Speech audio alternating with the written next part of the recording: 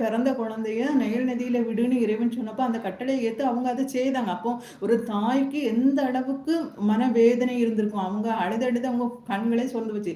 அப்போ அந்த தாய்க்கு ஒரு கண்குளிர்ச்சியை கொடுக்கணும், மன நிம்மதியை கொடுக்கணும் அப்படிங்கிறதுக்காக இவங்களையே முசா நம்மளுடைய உண்மையான தாயவே செவிலித்தாயா அரண்மனைக்கு கொண்டு வந்திருக்காங்க.